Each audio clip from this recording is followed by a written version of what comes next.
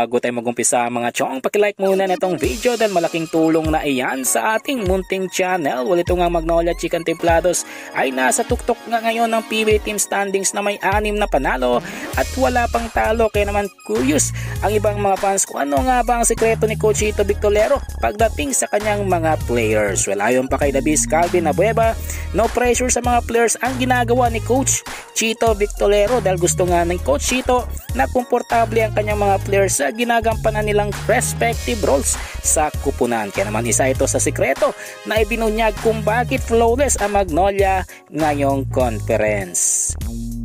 Ibang balita, punta naman tayo sa kupunang Meralco Bolts na may bago ng import kapalit ni Suleiman Braimo na nagkaroon ng injury. Well, ayon pa sa report, kinuha na Meralco Bolts ang serbisyo ng 6'3" American import na si Zach Lofton na siyang import na Meralco sa East Asia Super League o EASL. Ang 31 anyos na si Zach Lofton ay maglalaro naman kasama ang Meralco ngayong linggo kontra Northport Batampier. Well, panguli sa ating balita mga chong, patungkol naman sa sophomore player ng Barangay Nebra San Miguel na si Jeremiah Gray na lately ay na-involved sa trade rumors dahil hindi na raw ito nagamit matapos magkaroon na naman ng isang ACL injury. Pero ayon naman sa mga insiders, ang gustong mangyari ng Ginebra management dito kay Jeremiah Gray ay maka-fully recover dahil mataas ang potensyal ng nasabing Phil-Am player at syempre gusto din ni Coach Timco na bigyan pa ng pagkakataon itong si Jeremiah Gray sa Barangay Ginebra. Well mga chong, nandito na lang ang ating balitang PBA at syempre